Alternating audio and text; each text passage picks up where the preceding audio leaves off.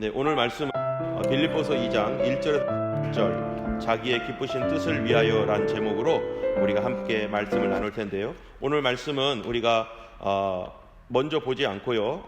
어차피 이 말씀을 다 읽어야 되기 때문에 우리가 오늘 말씀은 빌립보서 전체를 가지고 말씀을 나눌 겁니다. 그래서 우리가 말씀을 설교하면서 이 말씀을 읽어나가는 것으로 그렇게 하겠습니다. 우리는 지난주에 성령께서 우리의 연약함을 도우신다라고 하는 말씀을 우리가 들었습니다.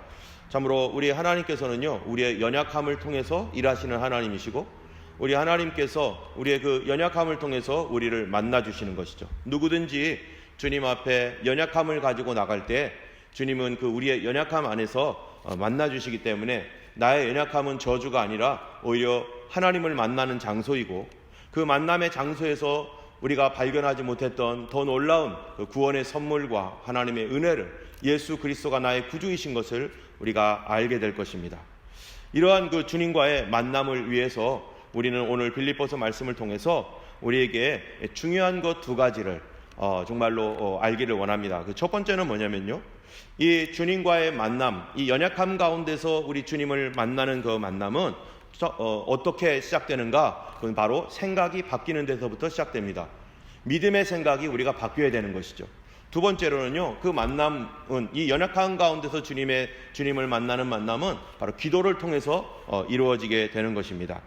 여러분, 사람은 생각하는 대로 살게 되어 있어요. 내가 누구인가, 나는 나를 어떻게 생각하는가, 이거에 따라서, 내가 세상을 보는 눈에 따라서 우리는 그렇게 살아가게 되는 것입니다. 내가 나 자신을 정말로 부끄럽게 여기면은요, 세상을 부끄럽게 살고, 나 자신을 참으로 자랑스럽게 여기면은 참으로 자랑스러워하며 살고, 또 세상을 보는 눈도 그렇게 되죠. 저 같은 경우는 저는 어렸을 때 좀 너무너무 이렇게 소극적인 삶을 살았던 그 일들이 있었습니다.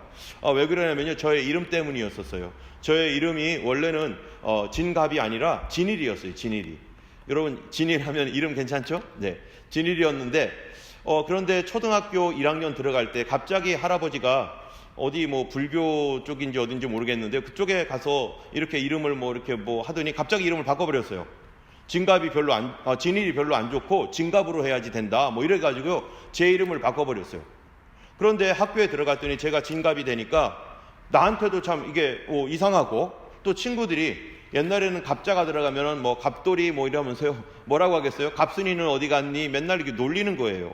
그러다 보니까 제가 이름이 창피한 거예요. 아니, 나는 왜 이 다른 애들처럼 이렇게 그냥 평범한 이름이 아니라 왜 하필은 이게 이 갑자가 들어가지고 이게 좀 창피하다, 좀 촌스럽다, 이런 것 때문에 이제 사람들에게 나를 소개할 때 자기 이름을 소개할 거 아니겠어요? 내 이름을 소개할 때마다 나는 좀 창피함을 느꼈어요. 그러다 보니까 말도 안 하게 되고, 또 창피하니까 나 자신을 다른 사람 앞에 드러내는 것을 좋아하지 않고, 그러다 보니까 점점점 어떻게 되겠어요? 소극적인 사람으로 이렇게 좀 내가 이제 변하게 되더라고요. 그런 가운데서 이제 중학생이 되고, 그리고 예수님을 믿고 고등학생이 되고 이러면서 어느 날 갑자기 제 마음속에 이런 생각이 들었어요. 왜 나는 내 이름을 이렇게 창피하게 하느냐, 창피하게 스스로 이렇게 여기느냐.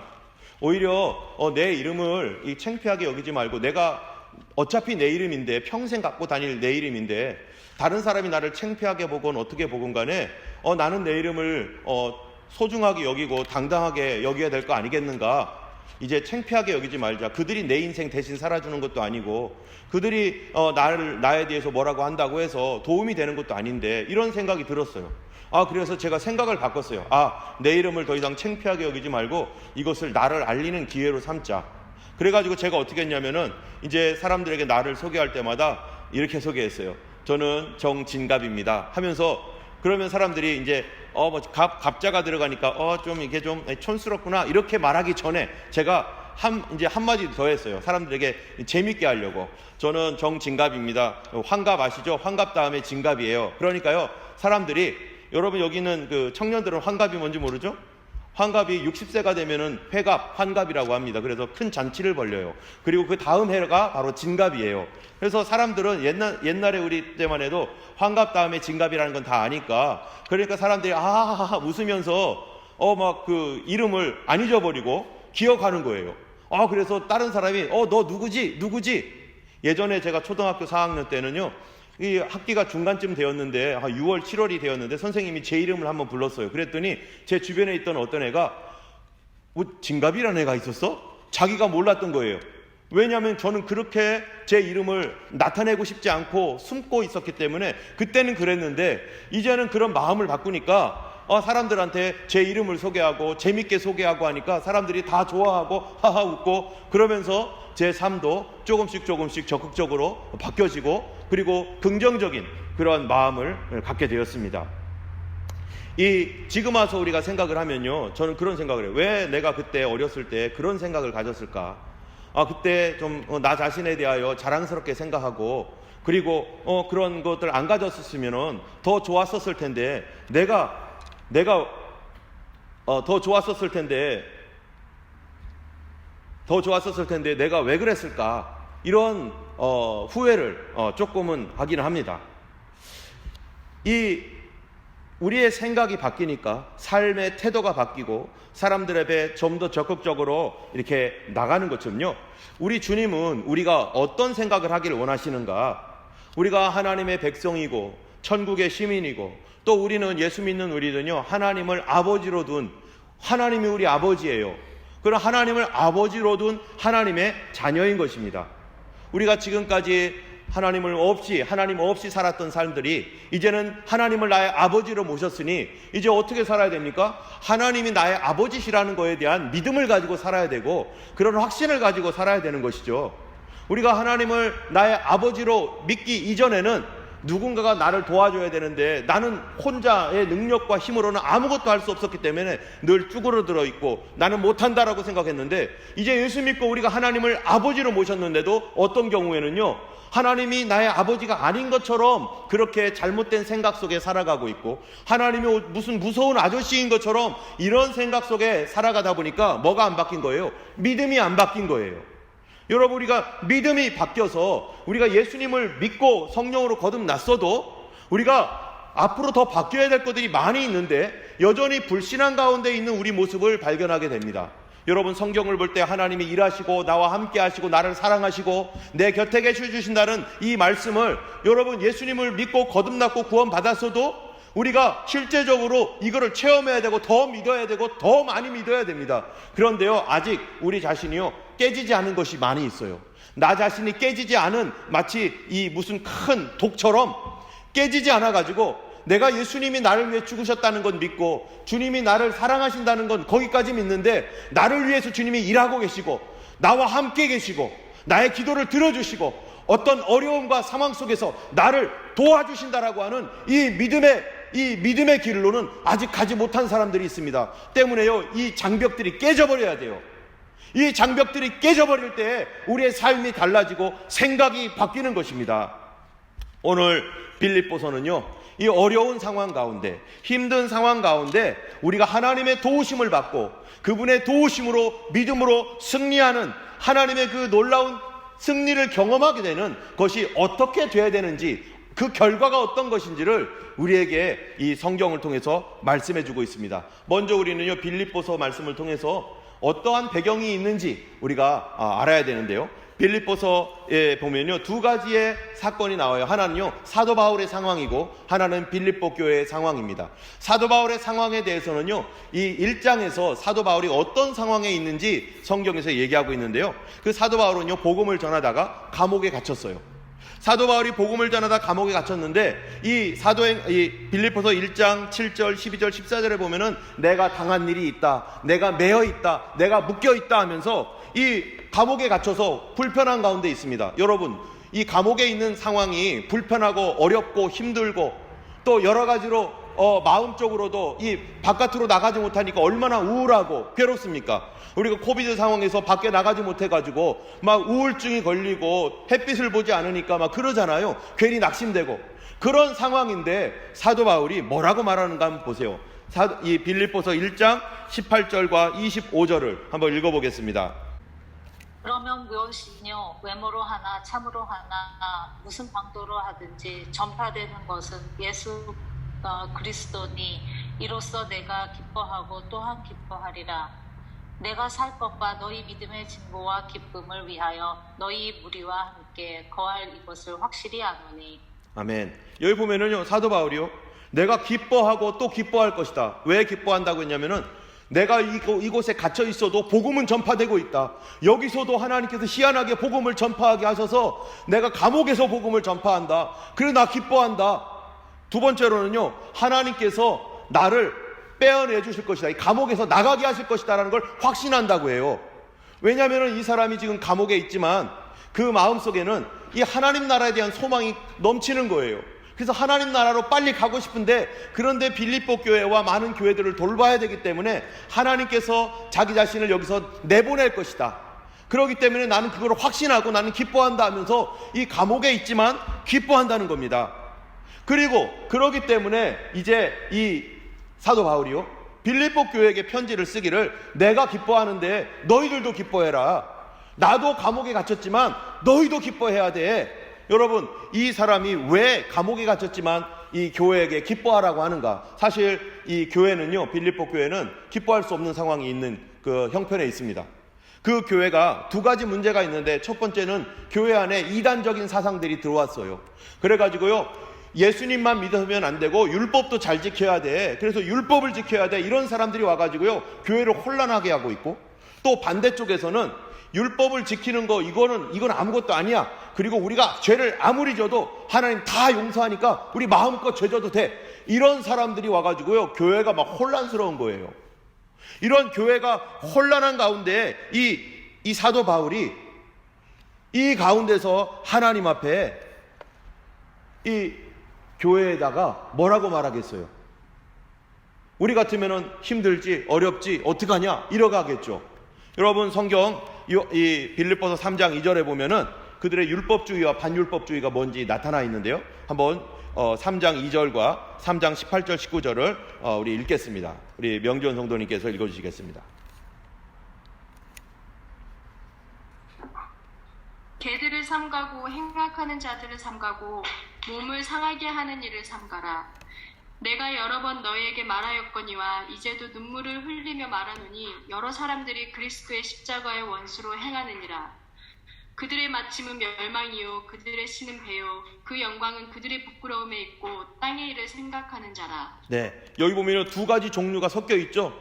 이 행악하는 자들, 몸을 상해하는 자들, 몸을 상하는 것이 뭐냐면 할례를 행하는 거예요.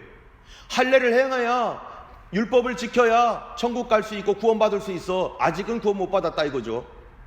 그리고 또 반대로 자기들의 신이 배예요. 맨날 먹는 것만 생각하고 무엇을 먹을까 하며 돌아다니는, 이런 두 가지의 종류의 정반대의 그런 사람들이 교회에 섞여 있습니다. 또 이 교회는요, 이런 혼란뿐만 아니라 유오디아와 순두기라는 사람이 있는데, 이 두 사람이 서로 사이가 안 좋아요.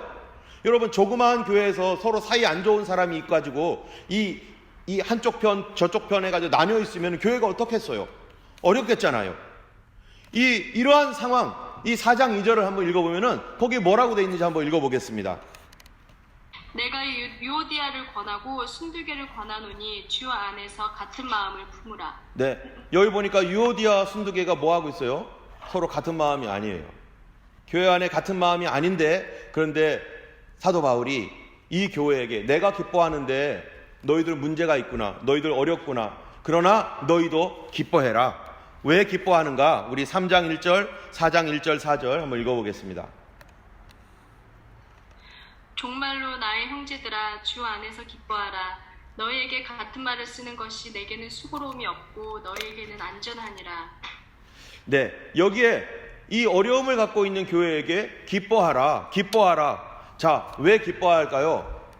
그 기뻐해야 할 이유가 뭐냐면요, 이 두 가지가 있습니다. 첫 번째로는요, 이 하나님이 우리와 함께 계시기 때문이라는 거예요. 아무런 염려나 걱정이나 근심하지 말아라.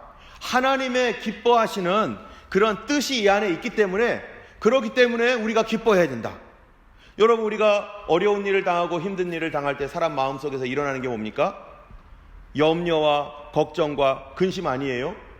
이런 염려와 걱정과 근심이 올 때 이 사도 바울이 그거 가지고 염려하고 걱정하고 근심할 게 아니다. 하나님이 계신다. 하나님이 함께 하신다. 그러니까 기뻐하라. 두 번째로는요, 하나님께서 너희들과 함께 하시는데 그 빌립보 교회 안에서, 너희들 안에서 하나님이 어떤 일들을 행하고 있다. 그러니까 기뻐하라. 하나님이 이 어려운 가운데 지금 개입하고 계신다. 하나님이 힘든 일 가운데 하나님이 팔짱 끼고 계시는 게 아니라 지금 그분이 무언가를 하고 계신다. 그러니까 너희들 하나님이 그 일을 할 수 있도록 너희도 함께 기뻐하라 라고 하면서요, 뭐라고 하는가? 4장 6절 7절입니다 4장 6절 7절 한번 읽어보겠습니다. 아무것도 염려하지 말고 다만 모든 일에 기도와 간구로 너희 구할 것을 감사함으로 하나님께 아뢰라. 그리하면 모든 지각에 뛰어난 하나님의 평강이 그리스도 예수 안에서 너희 마음과 생각을 지키시리라. 네, 지금 염려할 일들이 이 교회 안에 여러 가지가 있었잖아요. 그런데 그 일들에 대하여 또 성도들이 교회가 어려우니까 성도들 개인적으로도 어려워요. 마음이, 생활도 어렵고, 빌립보 교회가 뭐 풍성한 교회가 아니에요. 좀 어려운 교회예요. 그런데 사도 바울이요, 뭐 때문에 기뻐하고 뭐 때문에 용기를 가지라는 건 거예요? 하나님이 우리와 함께 하신다. 하나님이 개입하실 거야. 그러니까 아무것도 염려하지 말아라. 염려할 일이 있죠. 안 될 것 같고, 위기가 있고, 불만이 있고, 질병이 있고, 실패가 있고, 걱정이 있고. 그런데 사도 바울이 뭐 한다고요? 염려할 일 아니라고. 그거 염려하지 말라고. 아무것도 염려하지 말고, 오히려 그 일이 무슨 일이라고요? 오직 모든 일에 기도와 간구로. 그 일은 염려할 일이 아니라 기도할 일이다. 그 일은 간구할 일이라. 문제가 생기면 염려보다도 기도해라, 간구해라. 그거는 기도와 간구할 일이지. 어려울 때 기도해야 됩니다. 어려울 때 기도해야 돼. 그런데 이 기도를 할 때 어떻게 기도하는가? 아무것도 염려하지 말고 오직 모든 일에 기도와 간구로 너희 구할 것을 어떻게 아뢰라고요? 감사함으로 아뢰라. 하나님께서 도와주실 줄 믿고 감사하며 기도하라는 거예요. 지금 이 교회가 어려운 일이 막 일어날 때, 여러분, 어려운 일이 내 눈앞에 막 보여요. 막 이단 사상이 막 있고 교회가 막 분열되려고 하고 막 이럴 때, 그런 일이 보일 때, 또 내 자신이 질병으로 내 사업이 막 문제가 일어나고 뭐 이럴 때, 우리 눈앞에 그런 일이 보일 때 염려하는 거는 너무너무 쉽습니다. 이게 바로 죄의 속성이에요. 염려는 죄로 막 가게 만들어버려요. 죄가 막 우리를 막 끌고 염려 속으로 막 들어가게 해서 막 그냥 미치게 만들어요. 고통스럽게 만들어요. 그래서 병이 더 오게 만들어요. 그런데 하나님의 말씀은, 하나님의 성령은 염려한다고 되겠느냐? 염려한다고 되느냐? 염려하지 말고 하나님께 무릎 꿇고 이 시간 기도해라. 기도를 어떻게 해야 되냐? 어떻게 기도하라고요? 모든 일에 기도와 간구로 너희 구할 것을 어떻게 아뢰라고요? 감사함으로 아뢰라. 하나님 도와주실 줄 믿고 감사합니다. 하나님 역사하실 줄 믿고 감사합니다. 하나님이 나와 함께 하실 줄 믿고 감사합니다. 하나님이 이 문제 해결해 주실 줄로 믿고 감사합니다. 여러분, 뭐가 바뀌어야 돼요? 생각이 바뀌어야 돼요. 믿음의 생각으로 바뀌어야 돼요. 우리가 예수님을 믿는다고 하지만요, 우리가 평범할 때는요 그냥 교회에 왔다 갔다 해요. 그런데 진짜 믿음이 나타날 때는요, 어려운 일 닥칠 때 믿음이 나타납니다. 그 어려운 일은 예수님을 만나는 시간이고, 성령님의 도우심을 구하는 시간이고, 주님의 우리의 연약함을 통해서 주님의 능력을 체험해서 우리가 믿음이 더 성장하는 시간인데요, 그 시간이 우리에게 축복의 시간인 거예요. 우리 하나님 앞에 감사합니다. 주님 일하여 주시고 역사하여 주시옵소서, 도와주실 줄 믿습니다. 그러면서 우리의 불신앙이 깨지는 시간입니다. 이전에는 아무런 일이 없을 때 그냥 다녔지만, 이런 일들을 통해서 하나님 앞에 납작 엎드리고, 내가 어떻게 손쓸 수도 없는 그런 문제 앞에서, 이제는 아무도 나를 도와줄 수 없는 문제 앞에서 하나님밖에 없습니다. 하나님밖에 없습니다. 주님 도와주시옵소서. 이때 하나님 우리를 만나 주시고자 우리에게 손을 내밀어 주시고 우리와 함께 하시는 능력을 보여주실 놀라운 시간이 바로 이런 시간이에요. 때문에 우리는 하나님 앞에요 감사함으로 기도해야 됩니다. 하나님 도와주실 줄 믿고 감사합니다. 역사하실 줄로 믿고 감사합니다. 예수 안 믿을 때는, 이전에는요 그런 기적을 생각지도 않았습니다. 평범하게 교회 다녔던 사람들, 아무런 문제가 없었던 사람들, 기적이 왜 필요해? 기적이 왜 필요해? 이랬던 사람이 있어요. 그런데 나에게 기적이 필요할 때, 정말로 기적이 필요할 때 그 생각 다 버리게 되고요, 그 일들, 옛날에 그렇게 생각했던 거 다 무너지게 되는 그 일들을 하나님이 주시는 거예요. 하나님, 나에게는 기적이 필요합니다. 바뀌어야 됩니다. 하나님은 기적을 베푸시는 하나님, 주님은 놀라운 일을 행하시는 하나님, 내 생각을 바꾸기 위해서 주님이 역사하시는 것입니다. 그리하면 4장 7절에 보면요, 그리하면 모든 지각에 뛰어난 하나님의 평강이 너희 마음과 생각을 지키시리라. 여러분, 여기 보면은요, 그렇게 하면 하나님의 모든 지각에 뛰어난 하나님의 평강이, 나는 내 눈 높이 위에 뭐가 있는지도 몰라요. 눈만 가리면 아무것도 안 보여요. 그런데 하나님은 저 위에서 나의 모든 것을 다 알고 계시고, 이 담 너머에, 내 눈높이 너머에 뭐가 있는지 알고 계시는 하나님께서 우리에게 이상한 평안함을 주신다는 거예요. 걱정하지 마라. 내 눈에는 안 보이지만 내가 도와줄 거야. 제가 예전에 우리 아이들과 이제 저녁에 산책을 하는데요, 그날 산책할 때 눈이 너무 좀 피곤했어요. 그래가지고 우리 라임이에게, 라임아, 아빠 좀 이렇게 붙잡아줘. 네가 나를 인도해줘. 아빠는 눈 좀 감을게. 이랬어요. 그래서 산책하는 길이 좁잖아요. 그러면은 라임이가 저의 팔짱을 딱 끼고 라임이가 앞으로 쭉 인도해줘요. 그럼 저는요, 눈을 감고 가는데 제가 불안할까요? 안 불안할까요? 설마 라임이가 나를 담에 꽝 부닥치게 하고 이상한 데로 데려가가지고 아빠를 그냥 확 꼬꾸라지게 하고 그러진 않잖아요. 제가 눈을 감고 라임이의 팔을 잡고 가는데 편안하게 그냥 막 갑니다. 나는 눈이 안 보이지만 라임이는 다 보고 있기 때문에, 내 눈으로는 하나님의 역사하시는 것이 하나도 안 보이고 지금도 여전히 풍랑이 일어나고 문제가 일어나는데, 하나님께서 나에게 걱정하지 마, 내가 붙잡아 줄 테니까 걱정하지 마 라고 하시면 내 문제와 상관없이 내 마음에 뭐가 와요? 평강이 와요. 내 마음에 평강이 와요. 이 평강이 내 마음과 생각을 지켜주는데, 내 마음과 생각이 어떻게 지켜지느냐? 걱정하지 마라, 기도해라, 하나님이 도와주신다, 낙심하지 말아라, 일어나라, 하나님이 함께 하신다, 이렇게 내 마음을 지켜주는 거예요. 그러다 보니까 나는 두 가지로 헷갈리고, 이상하다, 내가 이런 상황에서 이렇게 편안하면 안 되는데 왜 이렇지? 또 한편으로는 평안함이 막 오는 거예요. 우리 하나님은요, 우리로 하여금 두려워하지 아니하고 걱정하지 아니하고 모든 문제 앞에 하나님만 의지하는, 이런 지금 빌립보 교회가 막 출렁거리고 어려워도 하나님 의지하는 믿음으로 성숙해 나가고 하나님이 개입하실 것을 믿고 너희들 믿음 잃지 말고 오히려 기뻐해라 라고 말하고 있는 것입니다. 여러분, 그런데 이런 일이 어떻게 일어난다고요? 우리가 아까 얘기한 것처럼요, 첫 번째로는 이런 일이 어떻게 일어나는가? 하나님이 계시기 때문에, 하나님이 개입하시기 때문에. 우리가 믿는 하나님은 우리와 함께 하시는 하나님입니다. 나의 어려움과 그 괴로움과 좀 힘든 형편을 주님이 모르고 계세요? 주님이 도와줄 능력이 없어요? 아닙니다. 하나님 우리 아버지십니다. 하나님이 나의 아버지가 되십니다. 여러분 자녀가 있는데요, 여러분 자녀가 힘들어하고 어려워하면요, 아버지가 팔짱 끼고서 그래 잘해봐라 이럽니까? 아니에요. 아버지가 가서 도와주려고 하는 거예요. 그런데 문제가 있는 거예요. 그 문제가 뭐냐? 믿지 않는다는 거예요. 난 아버지 안 믿어. 나는 힘든데, 내가 힘들어서 막 너무 괴롭고 힘들어요. 그런데 아버지가 도와줄 걸 안 믿어요.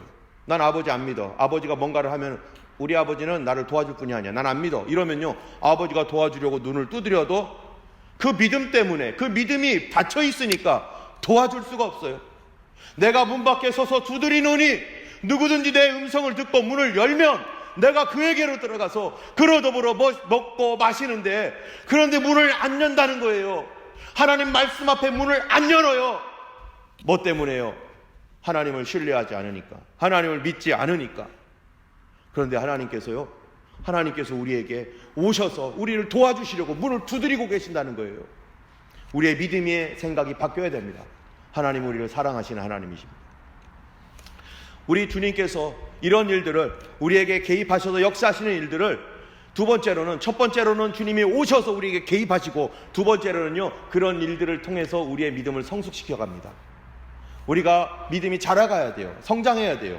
그런데 하나님을 아는 것을 점점점 자라게 하는 것은 어려운 때에 우리 주님 만나게 하셔서, 어려울 때 주님의 도움을 받게 하셔서 이렇게 우리 하나님이 우리를 점점 믿음이 성숙하게 만듭니다.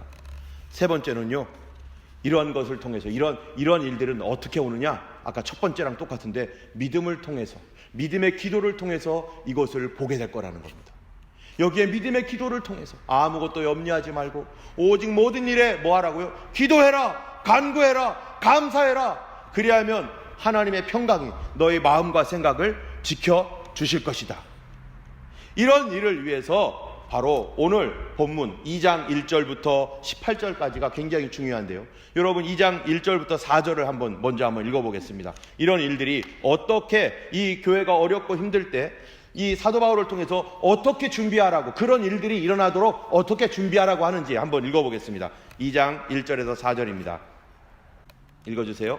그러므로 그리스도 안에 무슨 권면이나 사랑에, 무슨 위로나 성령에, 무슨 교제나 긍휼이나 자비가 있거든 마음을 같이하여 같은 사랑을 가지고 뜻을 합하며 한 마음을 품어 아무 일에든지 다툼이나 허영으로 하지 말고 오직 겸손한 마음으로 각각 자기보다 남을 낮게 여기고 각각 자기 일을 돌아볼 뿐더러 또한 각각 다른 사람들의 일을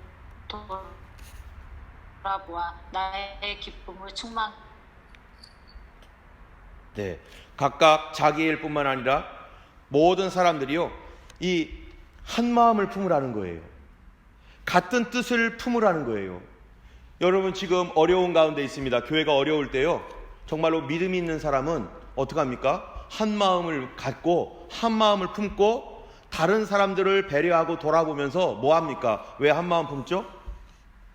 기도하는 것입니다. 기도. 같은 마음을 갖고 있는 사람들, 여기서 쿵 저기서 쿵 이러고 쿵쿵거리는데, 이럴 때 사람들이요, 한 마음으로 모여라, 한 마음을 품어라. 이럴 때 분열하지 말고 교회는 한 마음을 가져라. 어떤 마음일까요? 하나님이 도와주신다, 하나님이 우리와 함께 하신다. 그래서 서로 격려하고 서로 위로해주고 자기 일뿐만 아니라 다른 사람 일까지 다 돌아보면서 서로 그렇게 한 마음을 품으라. 왜요? 다시 말하면 왜요? 하나님이 도와줄 거기 때문에. 자, 한 마음을 품을 뿐만 아니라 또 우리가 성숙하기 위해서 또 한 가지를 더 하라고 하는데요. 2장 5절에서 11절까지입니다. 한번 읽어보겠습니다. 너희 안에 이 마음을 품으라. 곧 그리스도 예수의 마음이니 그는 근본 하나님의 본체시나 하나님과 동등됨을 취할 것으로 여기지 아니하시고 오히려 자기를 비워 종의 형체를 가지사 사람들과 같이 되셨고 사람의 모양으로 나타나사 자기를 낮추시고 죽기까지 복종하셨으니 곧 십자가에 죽으심이라. 이러므로 하나님이 그를 지극히 높여 모든 이름 위에 뛰어난 이름을 주사 하늘에 있는 자들과 땅에 있는 자들과 땅 아래에 있는 자들로 모든 무릎을 예수의 이름으로 꿇게 하시고 모든 입으로 예수 그리스도를 주라 시인하여 하나님 아버지께 영광을 돌리게 하셨느니라. 네, 이 어려울 때 이 한 마음을 품고 같이 기도하고, 두 번째로는요, 어려운 일이 있을 때 어떻게 하라는 겁니까? 너희 안에 이 마음을 품으라. 곧 예수 그리스도의 마음. 그 마음이 뭡니까? 하나님이시만 이 땅에 내려오셨던 겸손한 마음, 긍휼한 마음, 순종하는 마음. 이 마음을 우리가 품으라는 거예요. 그러면서 이 같이 있는 사람들에게 어떤 마음이에요? 지금 나랑 같이 한 마음으로 모여 있는데 그 교회가요, 어려우니까 어떻게 했어요? 서로 별로 이렇게 좀 이렇게 껄끄럽죠. 여러분 가정이 만약에 어려워지면은 가족들이 모이는 게 어떻겠어요? 껄끄럽죠. 교회가 어려우면 교회도 마찬가지로 껄끄러워요. 껄끄러울 때 그래도 한 마음으로 모였을 때 어떤 마음을 품으라고요? 예수님의 마음. 그게 뭡니까? 예수님이라면 어떻게 하실까? 한마디로 말하면 이거예요. 이런 상황에서 예수님이라면 어떻게 하실까? 아내와 남편과 자녀들이 같이 있어요. 막 가정이 좀 어려워요. 그럴 때 남편은 예수님이라면, 예수님이 우리 가정의 가장이라면 어떻게 하실까? 아내는요, 예수님이 만약에 이 가정에, 우리 가정의 아내라면 예수님이 어떻게 하실까? 자녀들도 마찬가지. 예수님이라면 어떻게 하실까? 그것이 뭐였습니까? 그리스도 예수의 마음, 사랑과 겸손과 온유한 마음. 그래서 우리가 그거를 품고 그거를 묵상할 줄 알아야 돼요. 아, 예수님이면 어떻게 할까? 이 교회가 분열하고 있을 때 예수님이면 어떻게 하시지? 예수님이면 어떻게 하시지? 병이 들었어요. 예수님이면 어떻게 하시지? 우리가 사업이 실패했어요. 예수님이라면 어떻게 하실까? 여러분, 이 예수님이라면 어떻게 하실까라는 마음을 통해서 뭐를? 우리가 한 마음으로 같이 뭉치고, 그래 예수님의 마음으로 같이 뭉치자. 그러면서 하나님께서 우리에게 개입하시고 우리와 함께 하실 것이다. 이런 일들을 믿는다면 뭐라고 하는가? 2장 12절 한번 읽어보겠습니다. 2장 12절 말씀 어떻게 하라고요? 그러므로 나의 사랑하는 자들아, 너희가 나 있을 때뿐 아니라 더욱 지금 나 없을 때에도 항상 복종하여 두렵고 떨림으로 너희 구원을 이루라. 네, 예수님이라면 어떻게 하실까라고 하는 이러한 그 신앙의 어떠한 그 물음이요, 뭐를 하게 하냐면 우리를 성숙한 신앙으로 이끌어 간다는 겁니다. 다시 말하면 여러분 여기 보니까 구원을 어떻게 하라고요? 이루라고요. 어떻게 이루어요? 두렵고 떨림으로. 여러분 우리가 구원 받았잖아요. 구원 받았는데 뭔 구원을 이루어요? 여기서 말하는 구원을 이루라는 것은 이제 성숙한 신앙으로 나아가라, 성화의 신앙으로 나아가라. 우리가 살면서 성숙하지 못하고 성화되지 못해가지고 자꾸 무너지고 깨지고 미워하고 시기하고 그러는데, 그런데 예수님이라면 어떻게 할 것이지? 예수님이면 어떻게 하시지? 라고 하는 이러한 그 신앙을 통해서 우리가 두렵고 떨림으로, 만약에 내가 이 주님께서 주님이 원하시는 대로 살지 않으면 내가 안 되는데 주님 뜻대로 살아야 돼. 이게 다 우리 마음속에 있는 거 아닙니까? 그렇다면 예수님이라면 어떻게 하실까? 라고 하는 이러한 그 생각 가운데 우리가 주님 앞에 우리의 믿음을 더욱 성숙하게 하는 쪽으로 나아간다는 거예요. 어려울 때 오히려 가정이 회복되어지는 일들이 일어나도록 하나님이 역사하실 것입니다. 교회가 어려울 때 예수님이라면 어떻게 할까? 예수님이라면 어떻게 할까? 우리가 한 마음으로 뭉쳤지만 마음이 껄끄러운데 거기에서 예수님이라면 이때 어떤 말을 하실까? 라고 하는 것을 통해서 우리의 상황을 이기게 하시고 우리의 상황을 바꿔버리게 하시는 것이 우리의 하나님의 역사입니다. 그런데요, 이 성숙한 신앙은 어떻게 나가냐면요, 바로 하나님의 기뻐하심을 향해 나간다는 거예요. 우리 2장 13절 말씀 한번 읽어보겠습니다. 너희 안에서 행하시는 이는 하나님이시니 자기의 기쁘신 뜻을 위하여 너희로 소원을 두고 행하게 하시나니. 네, 여기 보니까 너희 안에서 행하시는 분은 하나님이시다. 이 한 마음으로 겸손하게, 그리고 예수님이라면 어떻게 하실까, 이런 마음 가지고 함께 뭉쳐 있는데요, 그런데 그러한 그 한 마음이 되어서 어찌하든지 이거를 해결하겠다고 뭉쳐서 기도하고 그 사람들이 함께 있을 때 성령께서 어떻게 하시는가? 오늘 본문에 보면 너희 안에서가 누굽니까? 이게 이 너희 교회 안에서, 또는 어렵고 힘든 우리 가정 안에서, 또 나의 이 마음 안에서, 너희 안에서 행하시는 분이 계시다. 여러분, 우리 안에서 행하시는 분이 누구예요? 교회 안에서 행하시는 분이 누구예요? 바로 성령 하나님이십니다. 성령 하나님께서 우리 안에서 일하신다는 겁니다. 여러분, 요한복음 14장 26절에 보면은요, 뭐라고 되어 있냐면은 이렇게 말합니다. 보혜사 곧 아버지께서 내 이름으로 보내실 성령, 그가 너희에게 모든 것을 teaching, 가르치시고 내가 너희에게 말한 모든 것을 remind, 생각나게 하시리라. 여러분, 성령님이 하시는 게 뭐라고요? 성도들 안에서, 또 우리 가정 안에서, 성도 안에서 이렇게 한 마음으로 모여서 하나님 도와주세요, 하나님 도와주세요 라고 모여서 기도하고 하나님 앞에 엎드릴 때 주님께서 생각나게 하시고 가르쳐 주시고 성령님께서 이 일을 하신다는 거예요. 우리 지난주에도 말씀 받지만은 로마서 8장에 보면은, 로마서 8장 26, 27절에 보면 뭐라고 되어 있습니까? 이와 같이 성령께서도 우리 연약함을 도우시나니 우리가 마땅히 빌 바를 알지 못하나 성령께서 어떻게 하신다고요? 말할 수 없는 탄식으로 성도를 위하여 친히 간구하시느니라. 우리가 연약할 때 다 같이 연약한 사람들이 모였어요. 힘든 사람들이 모였어요.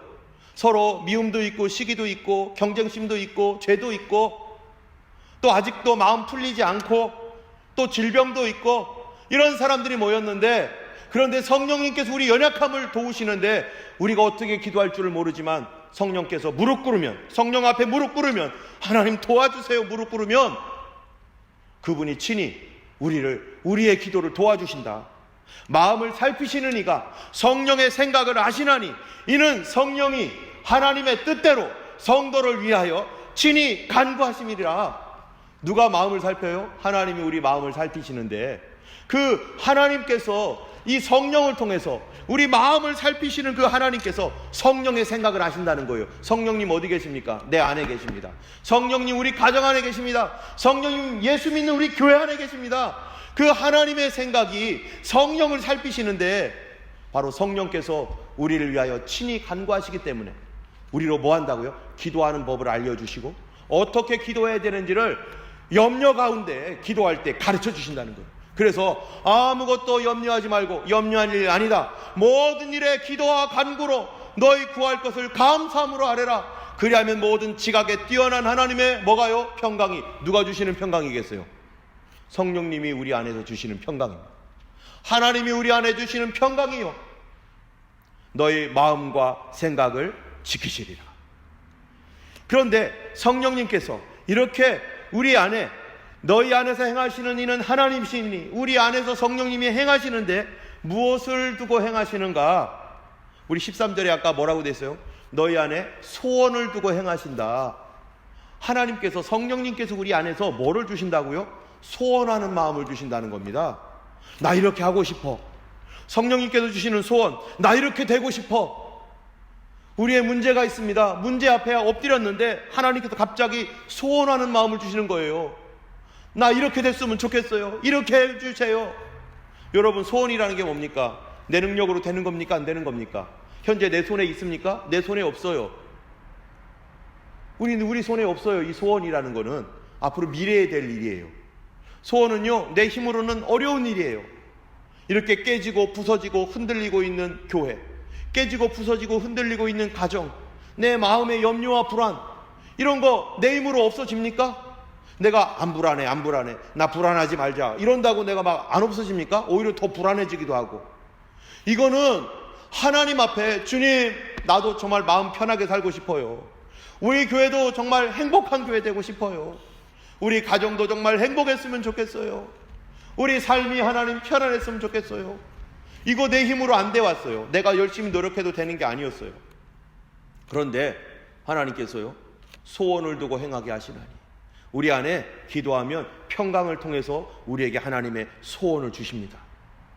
기도를 통해서 하나님께서 우리에게 소원을 주실 때, 하나님 회복되게 해주세요. 하나님 고쳐주세요. 하나님 역사해 주세요.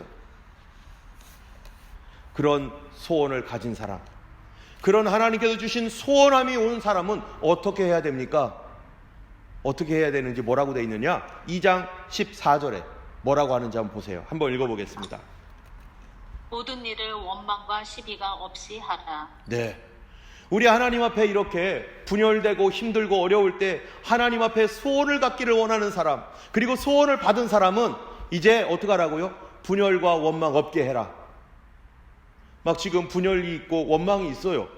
그런데 그 소원을 가진 사람마다 하나님이 개입해 주셔야 됩니다.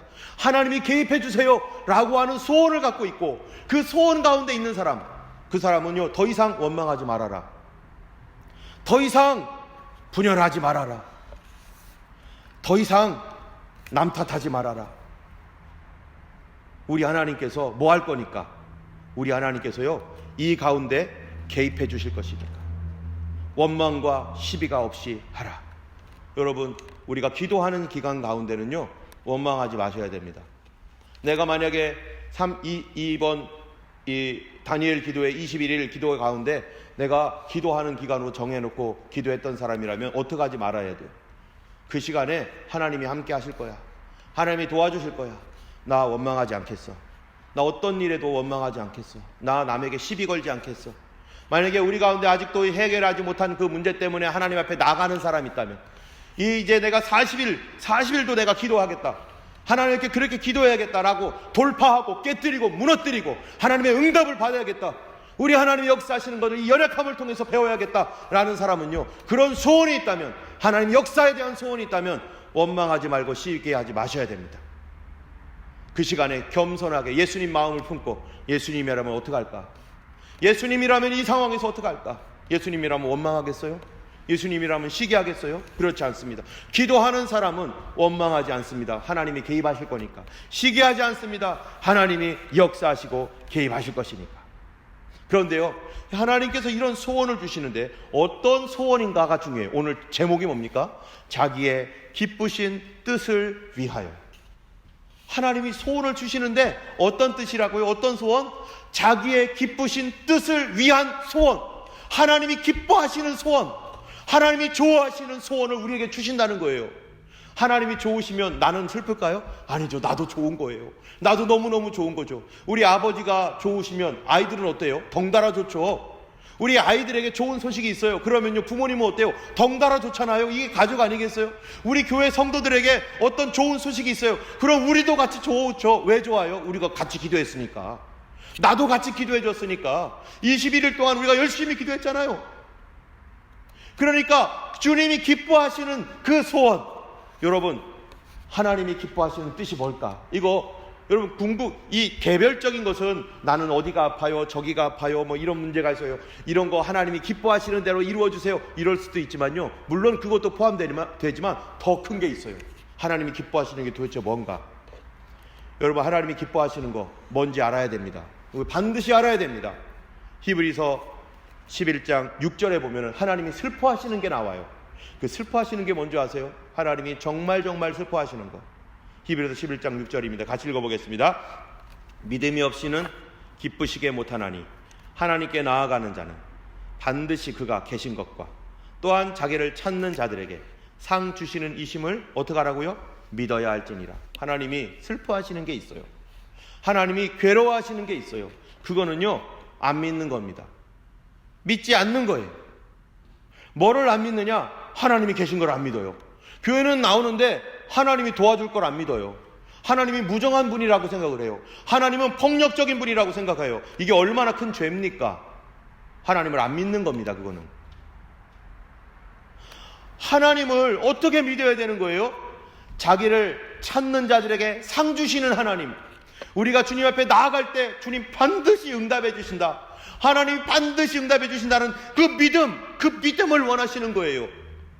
그런데 기도하면서도 안 믿어. 하나님 기뻐하는 믿음입니까? 하나님 기뻐하겠어요? 아닙니다.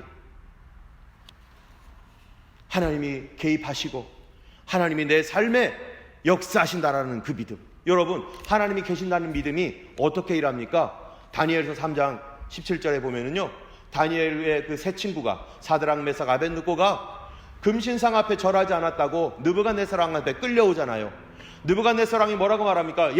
우리가 다시 한번 할 테니까 너 그때 절해라.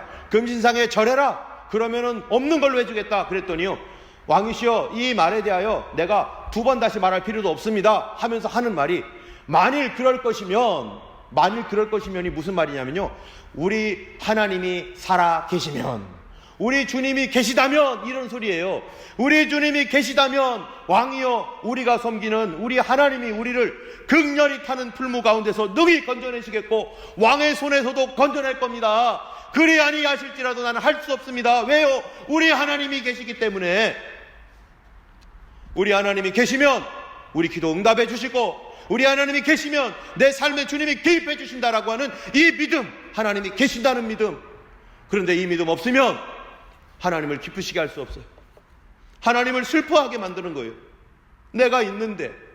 여러분, 우리 부모님이 계시는데요, 자녀들이 어려워요. 그런데 부모님께 절대 얘기를 안 해요. 그러면은 부모님이 어떻게 써요? 그래, 네가 잘하는구나, 막 지금 죽어나가고 있는데 네가 잘하고 있구나, 이러겠습니까? 왜 나를 안 부르냐고. 그게 불효 아니에요? 부모님 계시는데, 부모님께 도움을 요청할 수 있는데, 그거는 부모님과 마음이 상했거나 부모님을 믿지 않거나 그런 거죠. 부모님은 도와주기를 원해요. 그런데 하나님을 나쁜 하나님으로 만들어버려요. 우리가. 뭐 때문에? 안 믿어서. 우리 하나님은 우리를 도우시는 하나님입니다. 에베소서 3장 17절, 우리 한번, 여러분 다 보이시죠? 한번 같이 읽어볼까요? 믿음으로 말미암아 그리스도께서 너희 마음에 계시게 하옵시고 너희가 사랑 가운데서 뿌리가 박히고 터가 굳어져서. 주님이 어디에 계셔요? 우리 마음에 계시는데 어떻게 계신다고요? 믿음으로 말미암아.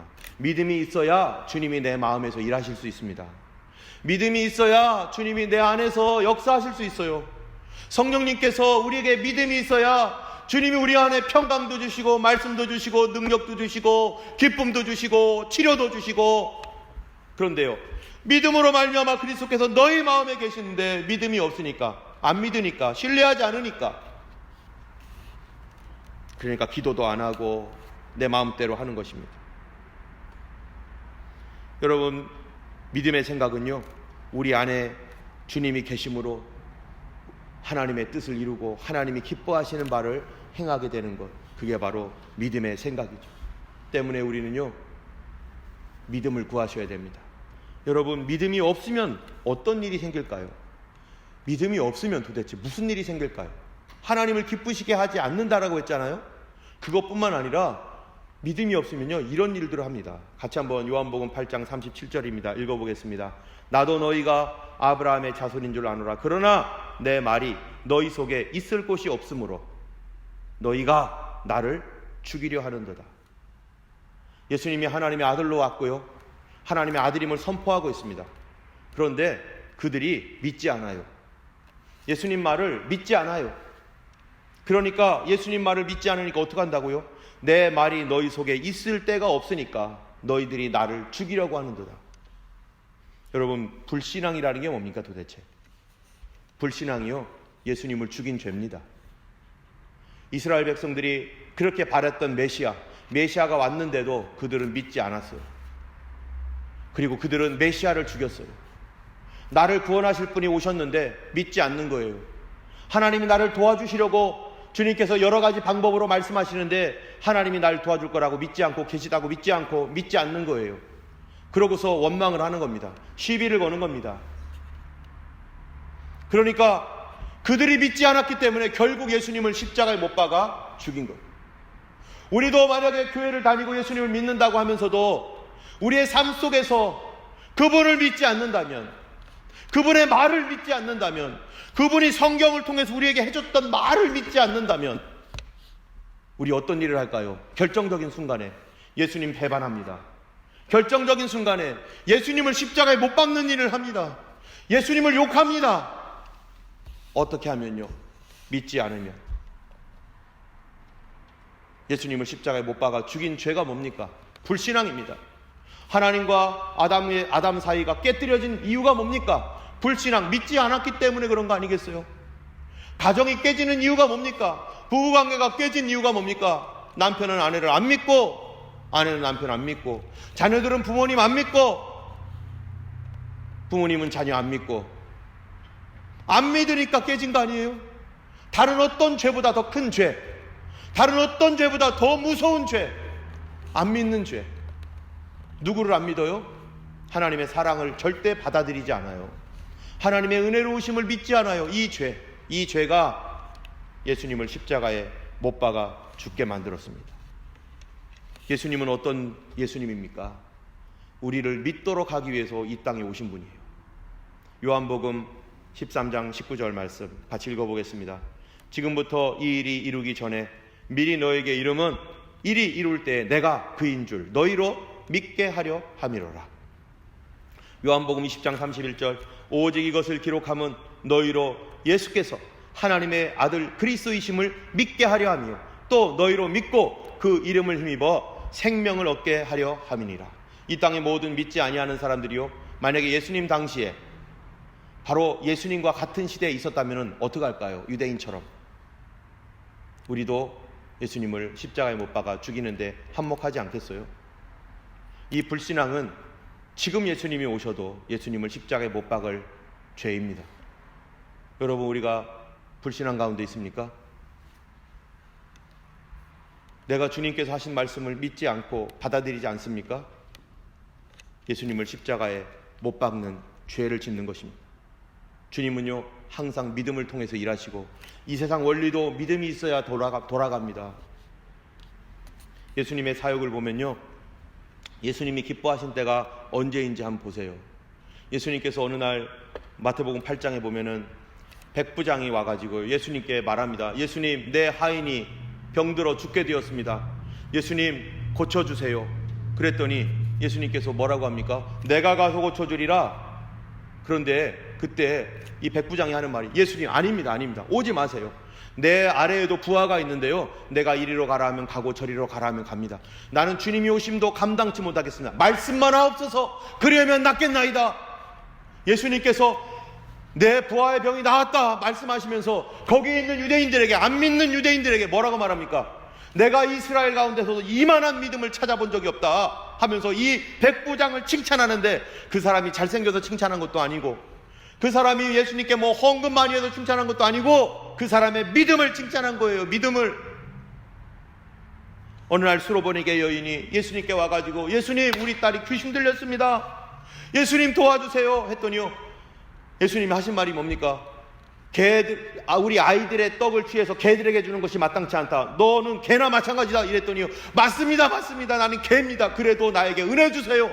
이렇게 무시를 당했어도요, 예수님밖에 없습니다, 예수님만 나의 구주이십니다라고 이렇게 붙들고 있으니까 예수님이 어떡합니까? 딸아, 내 믿음이 크도다, 내 믿음이 크도다. 여러분, 큰 믿음은요, 거절당해서도 오는 게 큰 믿음이죠. 그러면서 그를 칭찬해 줍니다. 그런데 예수님이 화를 내시고 분노한 때도 있었어요. 예수님께서 언제 화를 내십니까?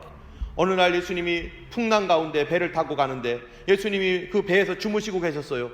그런데 막 풍랑이 일어나니까 제자들이 어쩔 줄 몰라가지고 예수님 예수님 하면서 막 난리를 치는데, 예수님이 일어나셔서 하신 말이 뭡니까? 아이고 너희들 고생 많았지, 아이고 내가 깜빡 잤네, 이게 아니에요. 어찌하여 믿음이 없느냐? 믿음을 책망하는 거예요. 왜 믿음이 없느냐고, 내가 여기 있는데 왜 믿음이 없느냐고. 예수님이 그들을 오히려 책망했습니다. 어느 날 예수님께서 나사렛 회당에서 복음을 전하는데요, 말씀을 딱 전합니다. 거기가 나사렛이 어디입니까? 예수님이 계신 곳입니다. 예수님의 고향입니다. 그런데요, 거기에서 예수님 말씀 전하고 나니까 사람들이 어떻게 반응합니까? 안 믿어요. 안 믿어요. 그러니까 마가복음 6장 5절에 한번 보세요. 뭐라고 되어 있느냐? 거기서는 아무 권능도 행하실 수 없어 다만 소수의 병인에게 안수하여 고치실 뿐이었고, 아주 몇몇 사람들, 예수님 말씀을 몇몇 사람들이 받아들였는데 그 사람들에게만, 소수의 사람들에게만 안수하여 병을 고쳤고요, 나머지는 예수님이 능력이 있어도 그들이 받아들이지 않으니까, 안 믿으니까 예수님이 할 수가 없었어요. 그리고 그들의 믿지 아니함을 이상히 여기셨다. 어느 날 예수님께서요, 높은 산에 올라갔습니다. 높은 산에 올라가지고 변화된 모습으로 베드로와 야고보와 요한과 함께 그 모습이 보였어요. 그런데 저 낮은 곳, 그 마을에서는요, 난리가 났어요. 어떤 아이가 귀신이 들려가지고 난리가 났는데 그 제자들에게 와가지고 고쳐달라고 했더니 제자들이 아무리 해도 안 되는 거예요. 그래서 예수님이 드디어 내려오셨는데, 예수님께서 이 제자들에게, 제자들이 못 고쳤잖아요. 못 고쳤으면 야 니들 진짜 고생했겠다, 정말 고생했겠다 이렇게 하셔야 되는데 뭐라고 하신 줄 아세요? 이렇게 말해요. 마가복음 9장 19절에 읽어보겠습니다. 대답하여 가라사대 믿음이 없는 세대여, 내가 얼마나 너희와 함께 있으며 얼마나 너희를 참으리요, 그를 내게로 데려오라. 예수님이요, 내가 언제까지 너희와 함께 있느냐, 내가 언제까지 참아야 되겠느냐. 예수님께서 우리에게 물어보신다면요, 믿음이 없는 세대여, 내가 언제까지 너를 참아야 되겠느냐, 내가 언제까지 너희와 함께 있어야 되겠느냐. 너 믿음으로 해야 되는데 언제까지 이렇게 연약한 믿음으로 살 거냐. 주님께서 위로가 아니라 믿음이 없는 거에 대해서는 책망을 하시는 거예요. 여러분, 우리가 안 믿어지면요, 이거 심각하게 생각해야 됩니다. 그리고 하나님께 기도해야 됩니다. 주님, 나도 믿고 싶어요. 믿지 않는 죄를 용서해 주세요. 이게 내 죄입니다. 죄는 안 믿으려고 합니다. 내 안에 있는 죄의 속성은 불신하고 안 믿고 미워하고 경쟁하고 시기하고 절대 안 믿으려고 합니다. 기적이라는 걸 안 믿으려고 합니다. 주님, 하나님 날 좀 도와주셔서 나에게 믿음 좀 주세요. 믿음 좀 주세요. 믿음이 먼저 와야 됩니다. 그러기 위해서 머리가 깨져야 돼요. 내 생각이 깨져야 돼요. 하나님은 도우실 수 있구나, 하나님은 나와 함께 하시는구나, 하나님이 지켜주시는구나, 하나님 도우시는 하나님이구나, 이 믿음이 우리에게 와야 되는 거예요. 그래서 예수님이 그를 데려오라 했더니요, 이 아버지가 데려옵니다. 아버지가 데려왔더니 아버지가 하는 말이 뭐를 할 수 있으면 좀 해달라고. 그랬더니 예수님 뭐라고요? 23절 24절에 예수께서 이르시되 할 수 있거든이 무슨 말이냐, 믿는 자에게는 능치 못한 일이 없느니라. 믿는 자에게 능치 못한 일이 없느니라. 지금 주님의 믿음을 갖고 있어야 됩니다. 우리는 주님의 믿음을 달라고 해야 됩니다. 우리 인간인지라 예수님처럼 믿을 수가 없어요. 그러나 예수님 비슷하게라도 모방해야 될 거 아니겠어요? 예수님의 믿음 좀 주세요. 예수님의 믿음 좀. 이거는 나에게 나오는 것이 아니라 하나님께로부터 오는 겁니다. 주님, 나에게도 믿음을 주세요. 나도 믿을 수 있도록 도와주세요. 예수님께서 누가복음에 뭐라고 말하십니까? 겨자씨 한 알만한 믿음이 있다면 이 산을 옮겨서 저리로 옮기라 해도 그대로 될 것이다. 여러분, 성경에 주님께서 내가 할 수 있는데 왜 너희들은 나를 안 믿느냐고, 우리 주님 우리가 믿기를 원하십니다. 그래서 어린아이 찬양에 이런 찬양이 있어요.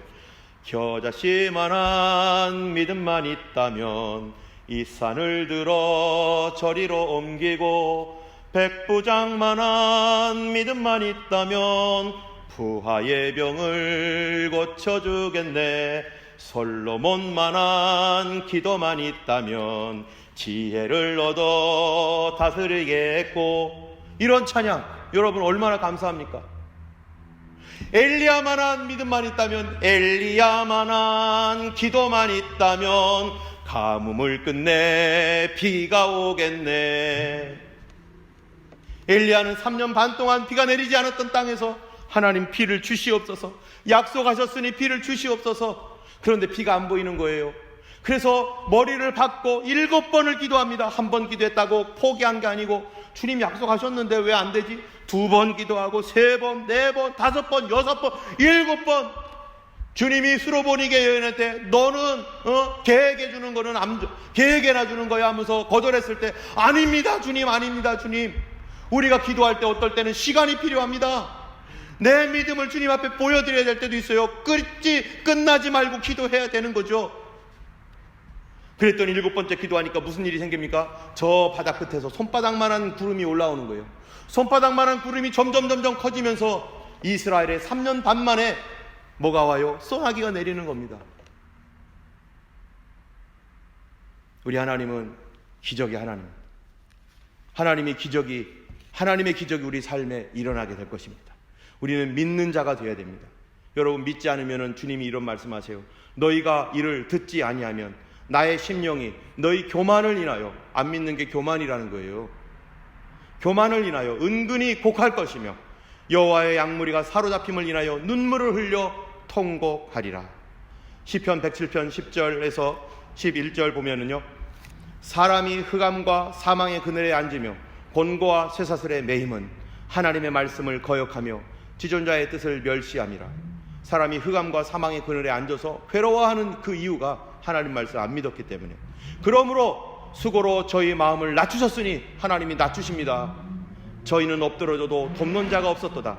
이에 저희가 그 근심 중에 여호와께 부르짖음에 근심하여서 어려워서 하나님 앞에 부르짖음에 그 고통에서 구원하시되 흑암과 사망의 그늘에서 인도하여 내시고 그 얽은 줄을 어떻게 하셨다고요?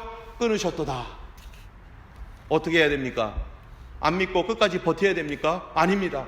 우리 주님이 제발 나를 믿으라고, 내가 도와줄 테니 믿으라고, 기도하라고 우리 믿음의 생각으로 바뀌어야 됩니다.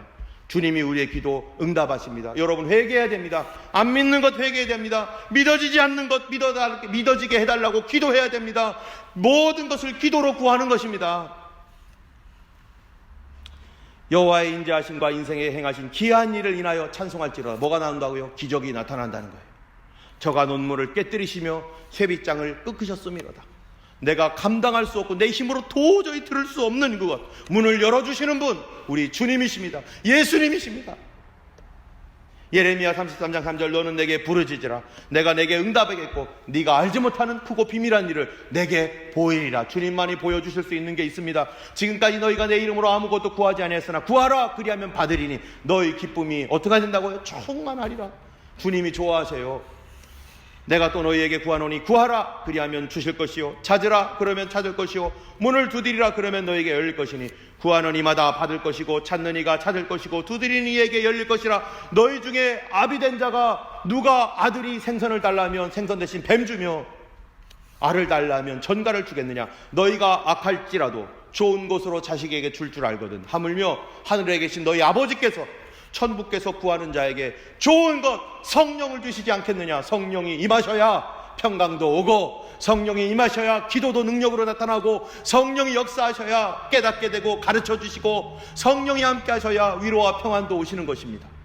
하나님은 기도 가운데 성령 받지 못한 사람은 성령을 주실 것이고, 성령의 은혜가 있는 사람은 성령 충만을 주실 것이고, 어려운 가운데 기도할 때 하나님이 우리 소원을 들어주실 것이고, 하나님은 역사하시는 하나님입니다.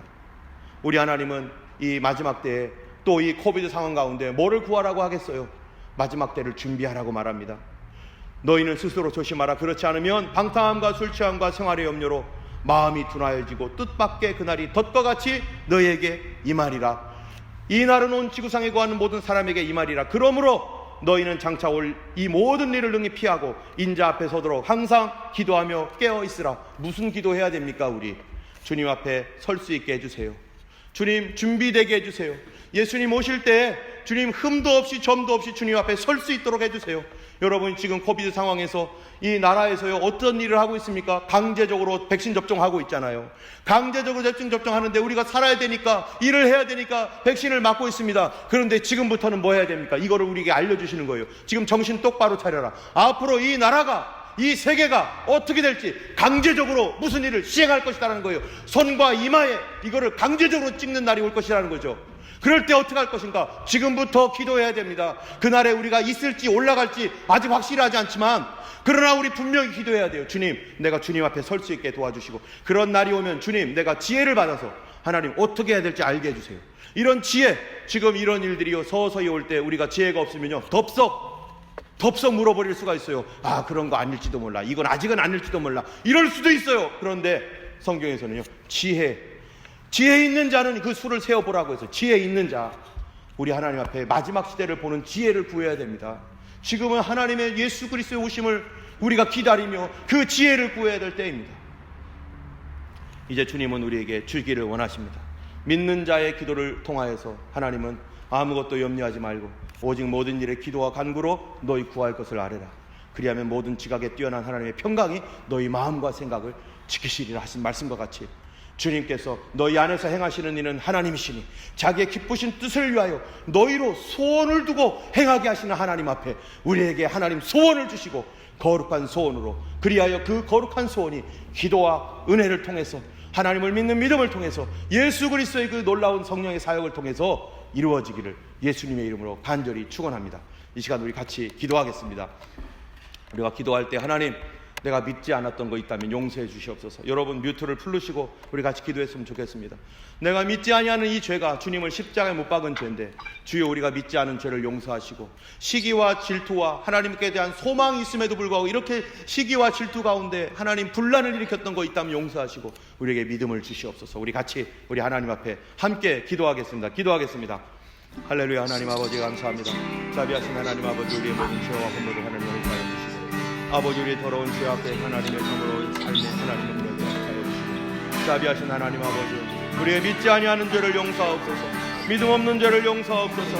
아버지, 믿지 아니하고 살아갔던 죄를 용서하옵소서. 주여, 주님 앞에 하나님이여 믿지 아니하며 하나님이여 참으로 내 마음대로 자행자지하며 하나님 안 믿었던 죄를 용서하여 주시옵소서.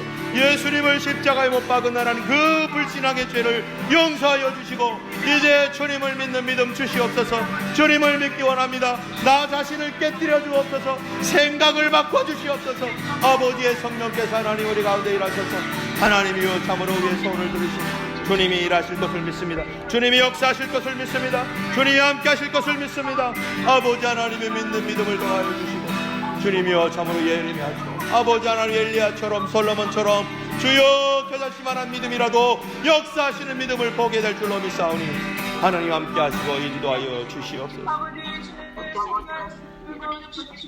제가 기도하겠습니다. 거룩하신 하나님 아버지, 우리 가운데 믿음이 없는 사람이 있다면 주님 믿음을 주시옵소서. 우리 안에서 나오는 것이 아니라 하나님의 선물이라고 했사오니 주님께서 주시는 선물의 믿음을 부어주셔서 아버지 하나님의 겨자씨만한 믿음만 있다면 이 산을 들어 저리로 옮기라고 할 것이도 그대로 될 것이라 말씀하신 대로 주여 솔로몬처럼 기도했을 때 아버지 하나님이여 주께서 역사하셔서 그에게 지혜를 주셨고, 엘리야처럼 간구하고 기도했을 때 주께서 하나님 3년 반 동안 비가 오지 않았던 것들을 주여 이 땅의 변화를 일으키시고 이 세계의 변화를 일으키셨습니다. 주님의 교회를 통하여 지금도 이 일을 이루실 것을 믿습니다. 우리의 기도를 통하여 가정을 바꾸실 줄로 믿습니다. 나 자신을 먼저 변화시켜 주시옵시고 믿지 아니하는 죄를 용서하시고 주님을 온전히 믿고 순종하는 저희들 되게 하여 주시옵소서. 아버지 하나님 믿고 하나님 앞에 따라갈 때 주여 우리가 반드시 그것을 보게 될 줄 믿습니다. 하나님의 소원이 이루어지고 우리의 소원이 또한 이루어질 것을 믿사오니 주여 이 마지막 시대를 하나님 분별하며 지혜를 받게 하여 주시어서 주님 앞에 설 수 있도록 우리를 준비시켜 주시옵소서. 이제는 우리 주 예수 그리스도의 놀라우신 은혜와 하나님 아버지의 크신 사랑과 성령님의 감화감동 위로 인도 교통하심이 주님 앞에 기도하고 믿음으로 간구하고 믿음으로 도전하는 모든 주의 백성들 머리 위에 이제로부터 영원토록 함께 하시기를 간절히 축원하옵나이다. 아멘.